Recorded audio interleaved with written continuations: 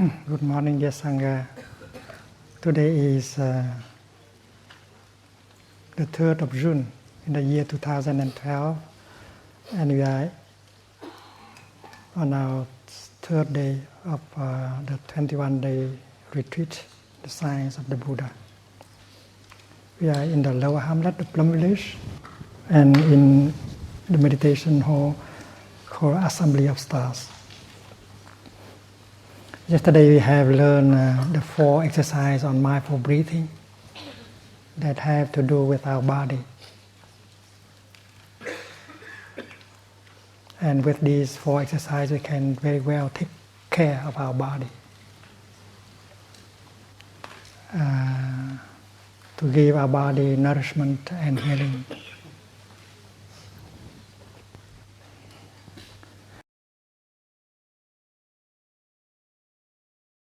And the first one is to be with our in-breath and our out-breath.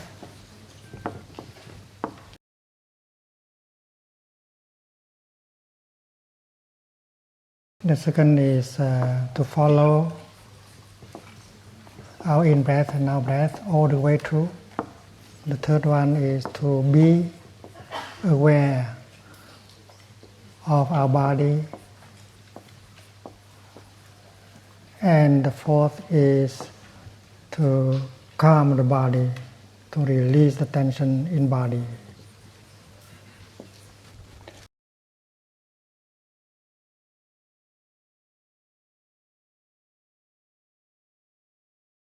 Today we learn 4 more exercises of mindful breathing.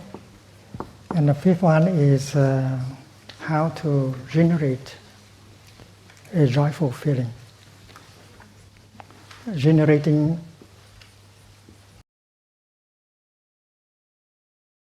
joy. And the 6th is how to generate happiness.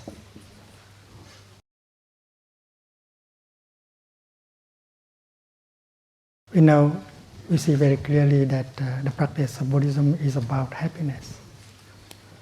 And a good practitioner, a yogi, a yogini should be able to bring in, to create, to generate a feeling of joy and happiness, whatever she wants, whenever she wants, wherever she wants.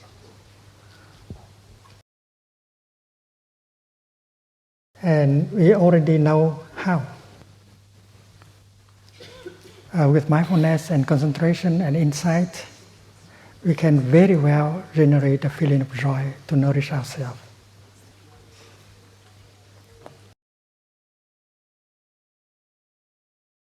And to generate a feeling of happiness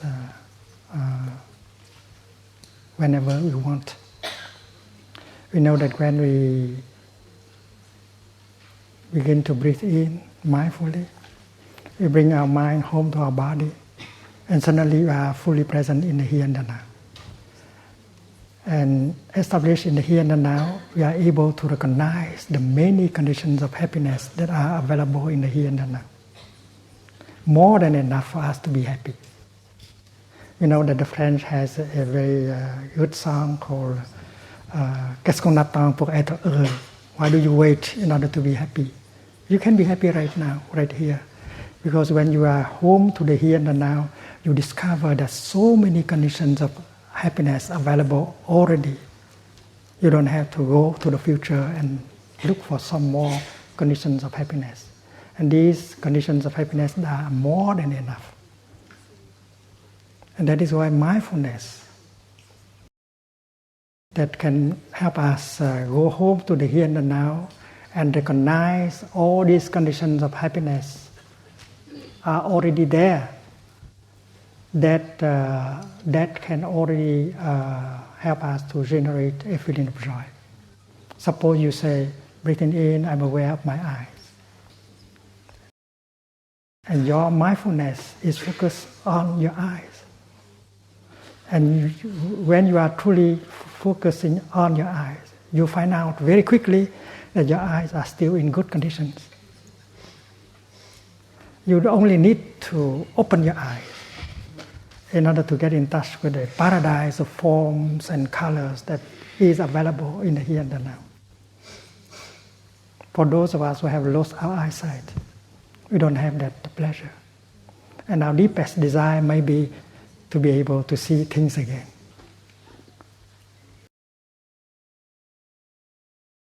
But breathing in just in 1 or 2 seconds and getting in touch with our eyes, we can already find out that is already an insight, that my eyes are there in good conditions. And that is one condition of happiness. Because you have eyes still in good condition, the paradise of forms and colors is for you. So happiness can be there right away.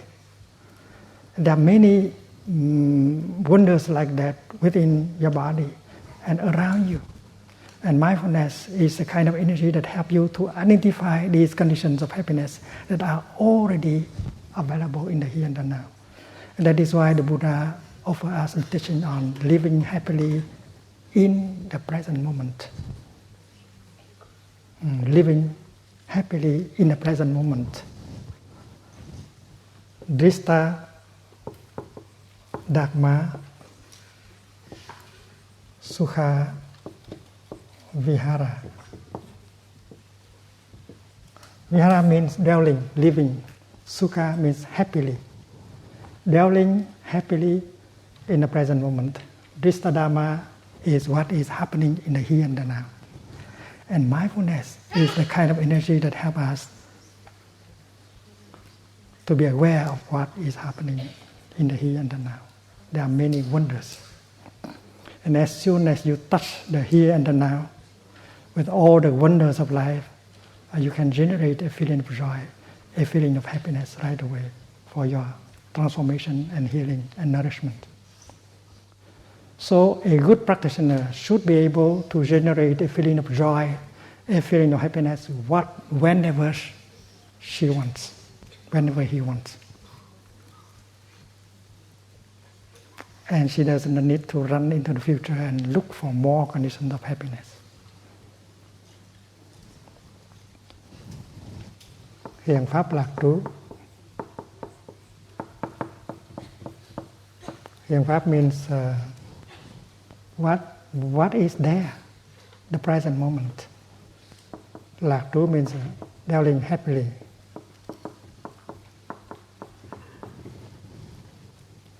In the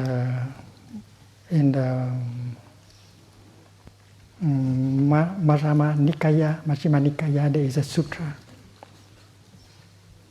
The Buddha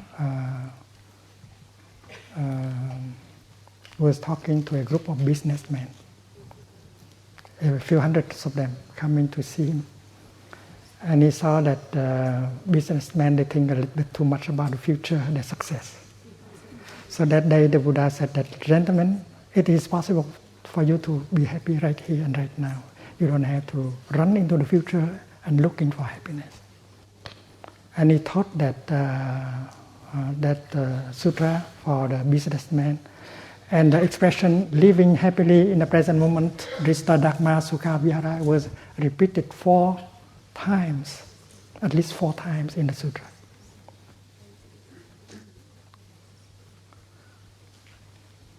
And another way of generating joy and happiness, allowing joy and happiness to come, is through the practice of releasing.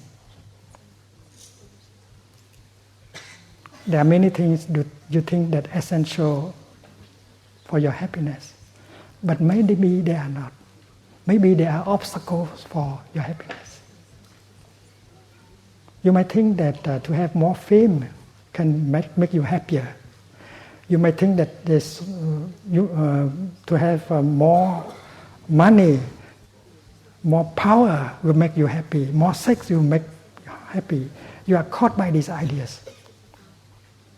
And that is why you may be tempted to run after these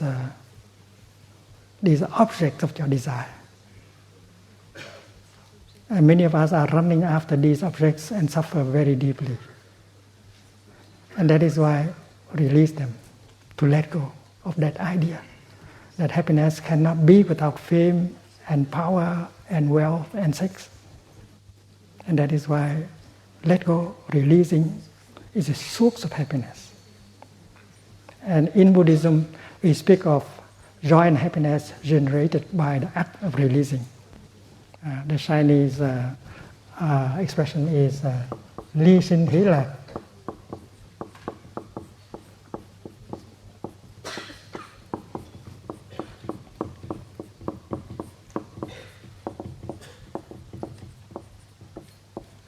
This is a joy, and this is happiness.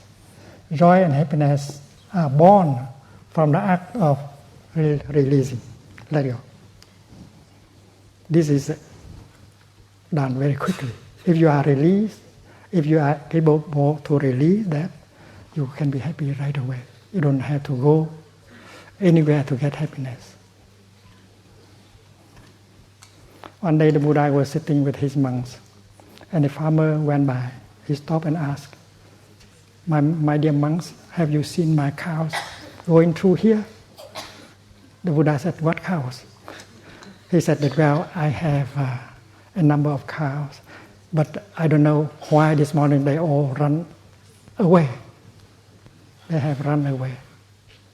I cannot find them.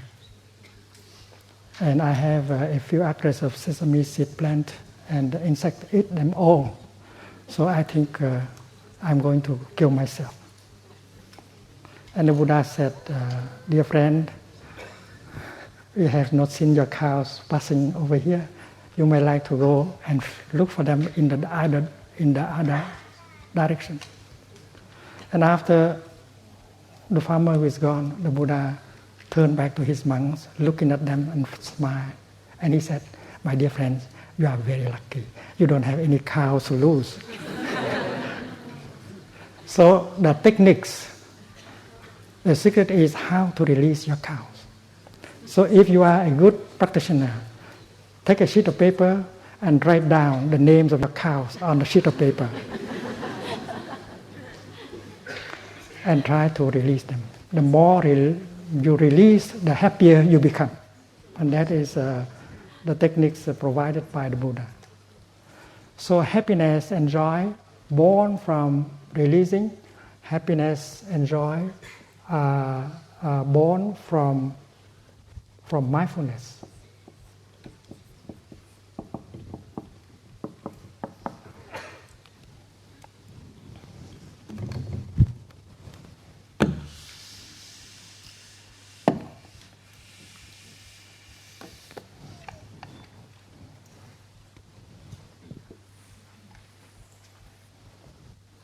Mindfulness can give birth to joy and happiness.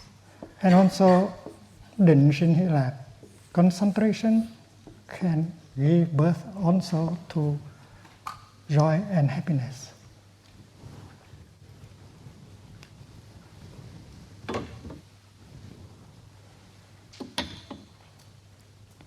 And that is why Buddhism can be described as the practice of happiness. You know that last year, in the month of July, in the United Nations, 68 countries came and sponsored a meeting called the Meeting on Happiness.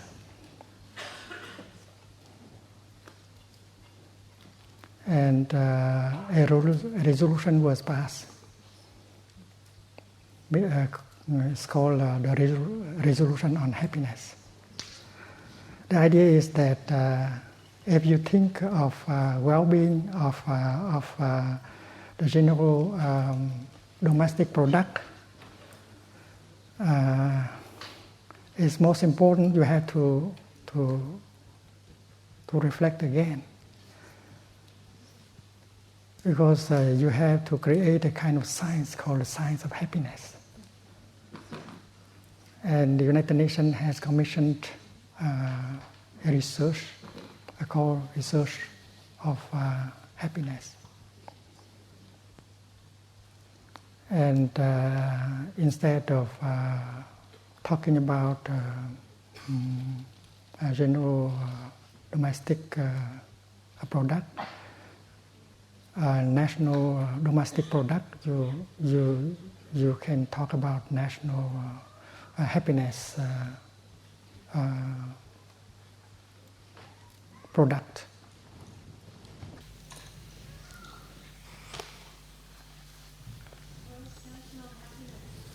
Gross national happiness, that is.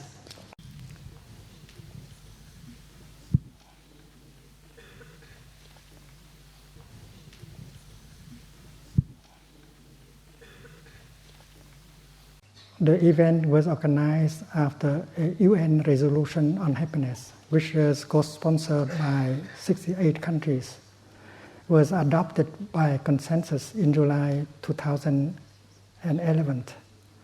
The happiness resolution stated that gross domestic product alone is not an adequate measure of human prosperity, and that a more inclusive, equitable, and balanced approach is needed to promote sustainability, eradicate poverty, and enhance well-being. And a report commissioned by the UN conference shows how a new science of happiness is able to measure people's well-being. And that is called the World Happiness Report. And 2 months ago, on the 2nd of April, there was another meeting at the UN, and convened by the Prime Minister of Bhutan, a Mahayana Buddhist country in the Himalaya, and 68 governments were present, and they discussed about the theme of happiness and well-being, defining a new economic paradigm. That is a high-level United Nations meeting on happiness, and marking a significant step toward governments placing well-being at the right.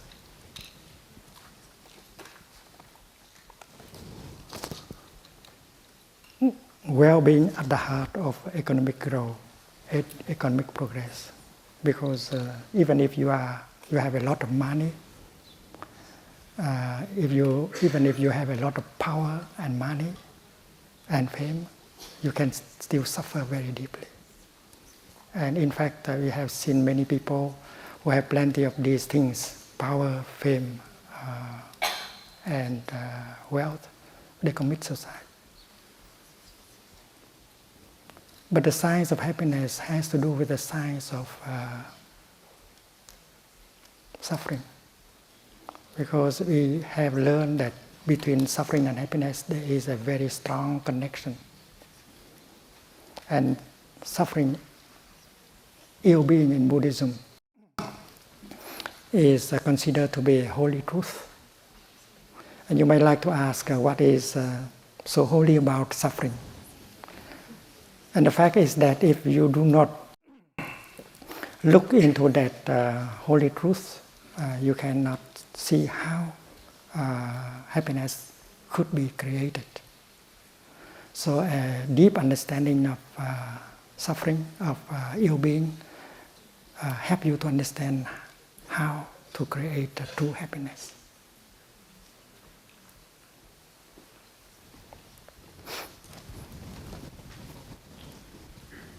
We continue that a little bit later, but we should continue with the exercise of mindful breathing. The 7th exercise is how to... The 7th and the 8th is how to handle a painful feeling, a painful emotion. The 7th is to be with a painful feeling.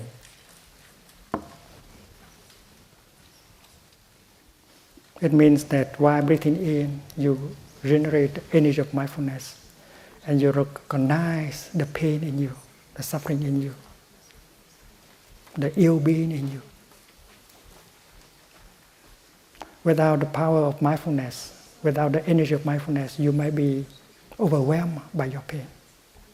But if you are a practitioner, you can generate the energy of mindfulness, and with that energy of mindfulness, you can go home to yourself, and you are strong enough in order to recognize the pain in you and to help embrace the pain in you tenderly and listen to it. So the seventh is to be with your pain. And this can be practiced with a group of people, because a group of people can generate a stronger collective energy of happiness, of mindfulness, and you can make good use of that collective energy in order to help embrace your pain. And the eighth is about releasing, calming the pain.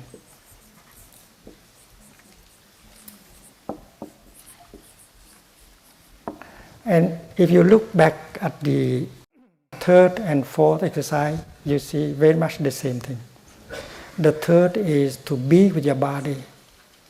And when you are with your body, you may notice that there is stress, tension, pain in your body. And that is why you practice the fourth in order to help release the tension and reduce the pain in your body. So the same thing is true in the realm of feelings. The seventh exercise is to be with the painful feeling, the painful emotion, just to recognize it, not trying to suppress or cover it up, but just to be with it. And if you know how to do that with mindful breathing, you can calm your pain. And later on, there are exercises that can help you transform that pain into something else. So we see very clearly that in the Buddhist tradition, practitioners learn how to handle happiness and how to handle pain. And these two things are deeply connected. If you know how to do this, you will know how to do that, and vice versa.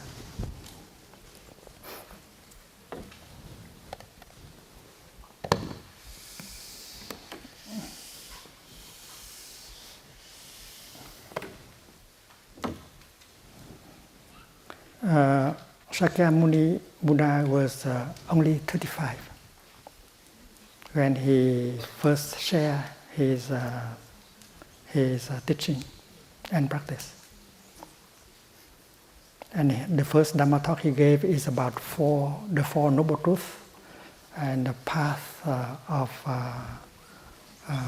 building happiness and transforming suffering. And in that first Dhamma talk, he talked about the Four Noble Truths. And the first one is ill-being, dukkha.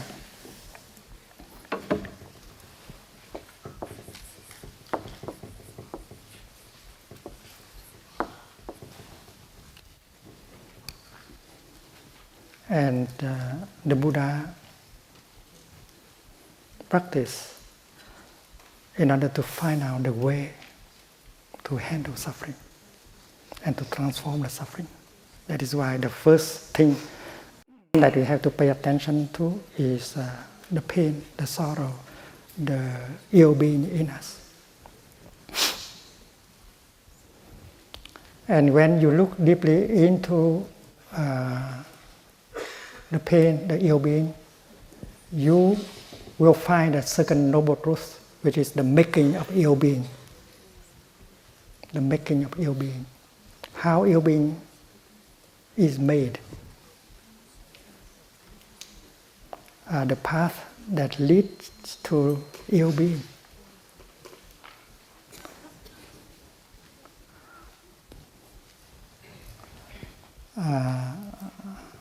The path leading to ill-being.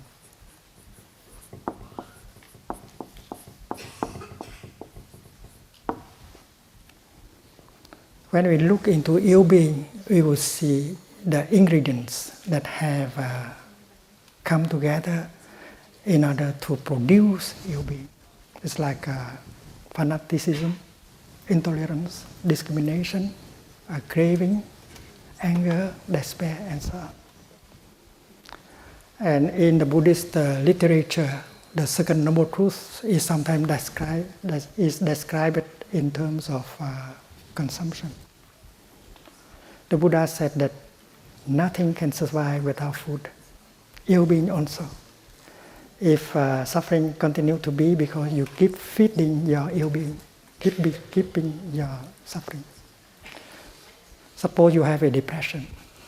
Depression is a form of ill-being. And your practice is to look deeply into that depression and find out what kind of nutriment you have used in order to make it possible, to nourish it.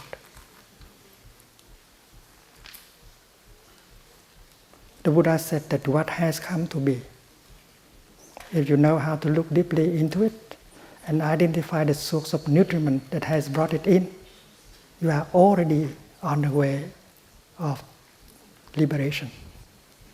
So recognizing the second noble truth in terms of consumption of nutriment is already halfway of transformation and healing. So the second noble truth can be described as the path leading to ill-being, or the kind of nutriment that has made ill-being possible. After having seen the kind of nutriments you have used in order to feed your ill-being, you just cut it off, and your ill-being will have to die. Nothing can survive without food, including your love. If you don't feed your love properly, it will die. Your suffering also, if you stop feeding your suffering, it will have to die. And how? That is why we need the fourth noble truth. The fourth noble truth is a path leading to the cessation of ill-being.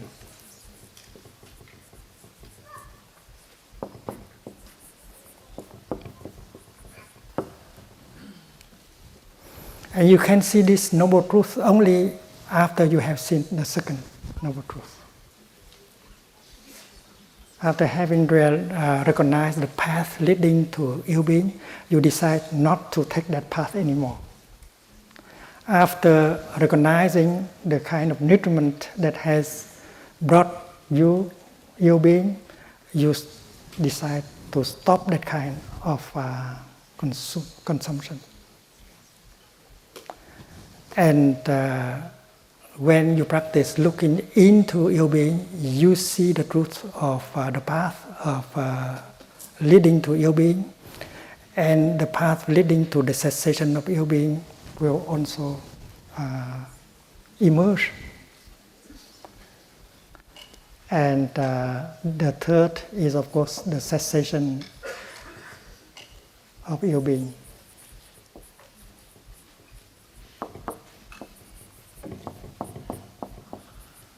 It means the beginning or the presence of the absence of ill-being. It means the presence of well-being.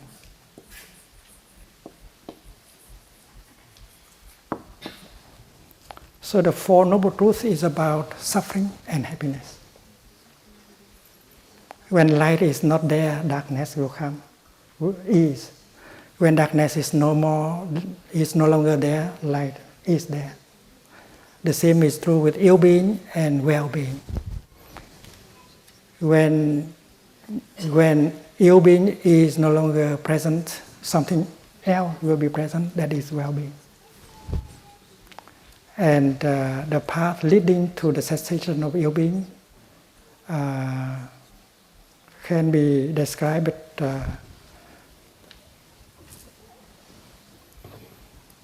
as the path of practice.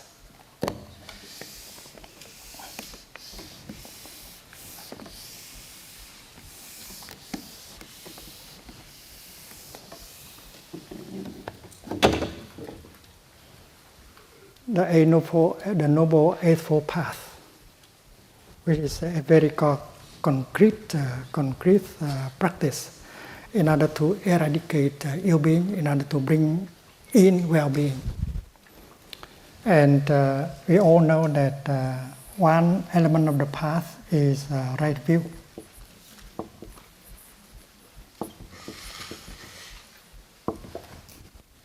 Right view is a kind of insight that is kind of deep vision that help you to think, to speak, and to act in the right way. Right view is the foundation of right thinking,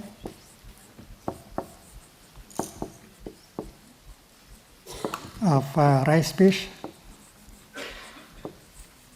and of right action.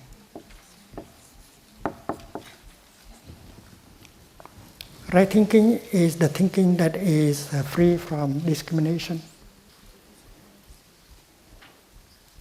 free from anger, from fear,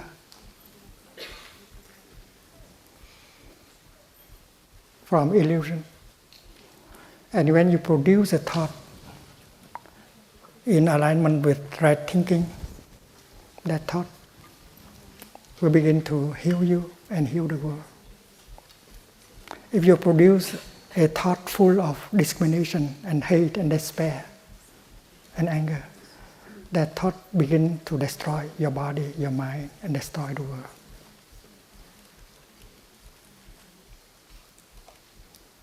And that is why it's very important to learn how to produce thoughts in the line of right thinking. But you can do that only when you have right view. And right view is something you obtain only with the practice of mindfulness and concentration. Next to right view is right mindfulness, right concentration.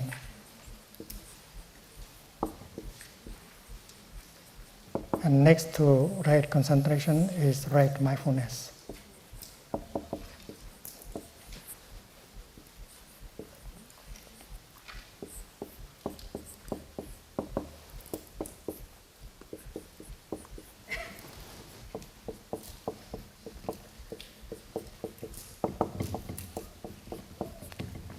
Right view.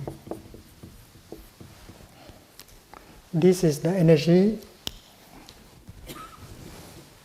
that you can generate by the practice of mindful breathing, mindful walking, and so on. And the energy of mindfulness carries within herself the energy of concentration. The more we are mindful, the more we are concentrated. And when our mindfulness and concentration are powerful, we can make a breakthrough and we get the insight. That insight has the power to liberate. And we are liberated from discrimination, fear, anger, hate, and despair. And with that foundation of right view, every thought we produce will be on the line of right thinking. Everything we say will be on the line of right speech. And everything we do will be on the line of right action.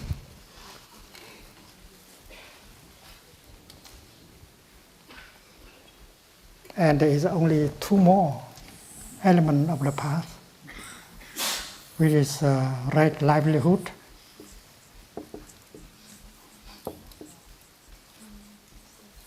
and right diligence.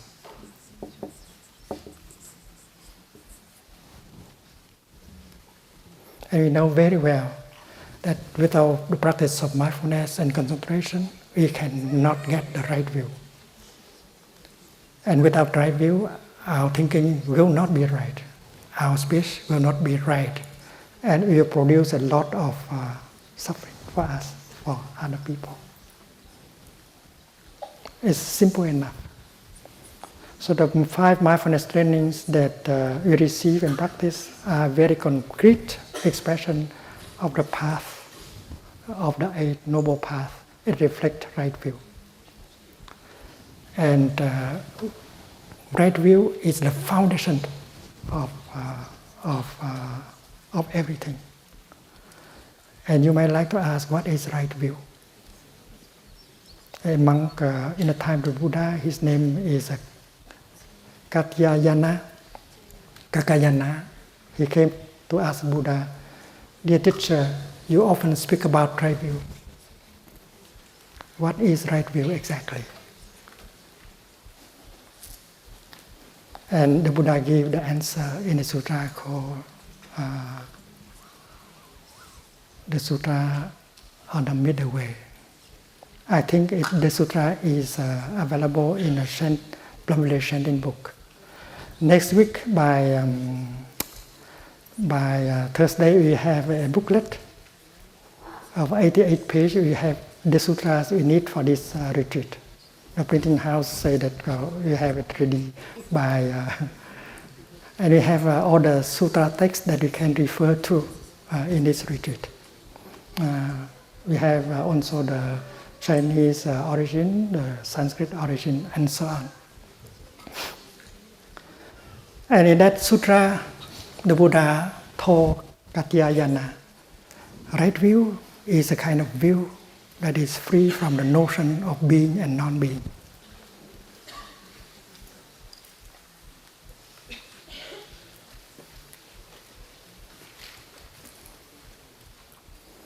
And the Buddha said, many people in the world, they are caught by the notion of being and non-being. That is why they do not have a right view.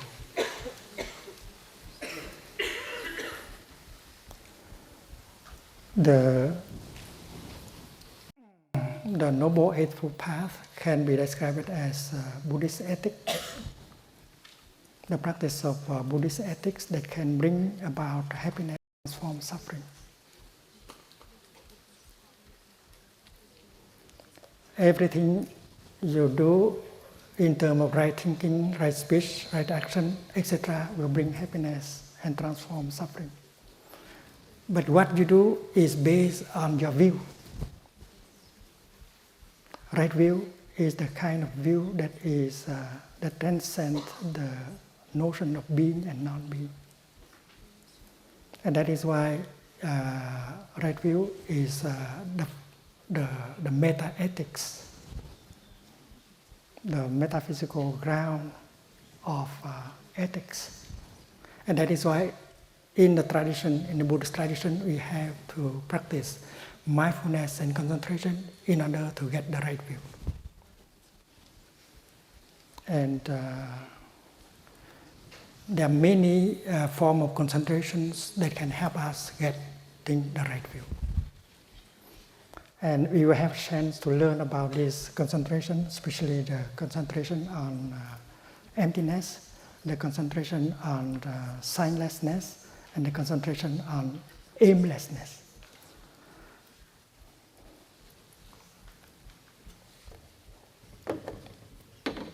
Suppose you draw a line from left and right, representing time.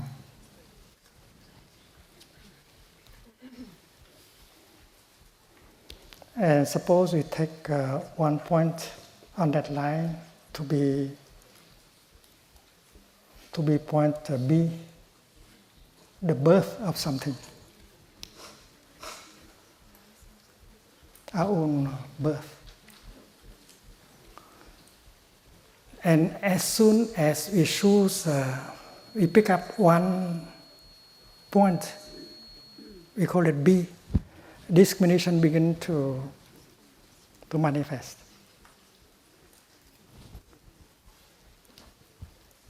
You are born at this point, and you think that before point B, you did not exist. You do not exist before B. You begin to exist only from B. And you continue until you come to point D, where you die.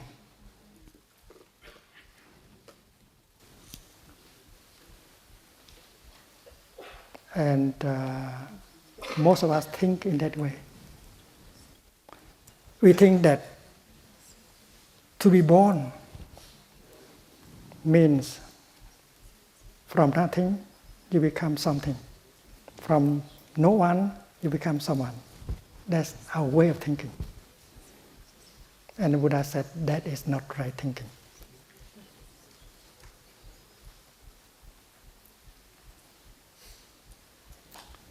Our definition of birth is from the realm of non-being, you pass into the realm of being. So the segment ending by B represents non-being.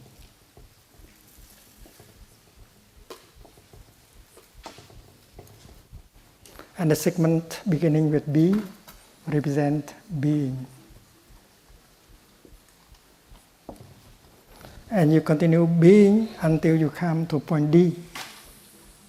And then you have to pass from the realm of being into the realm of non-being again.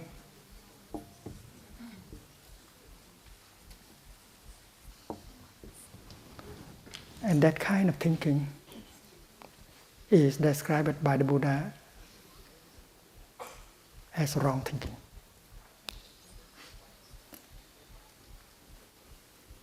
Reality, the ultimate reality, transcends the notion of being and non-being, and transcends the notion of birth and death. Birth and death, being and non-being, are creation of our mind. And this is the beginning of the Buddha's science on happiness. Let us meditate on a cloud.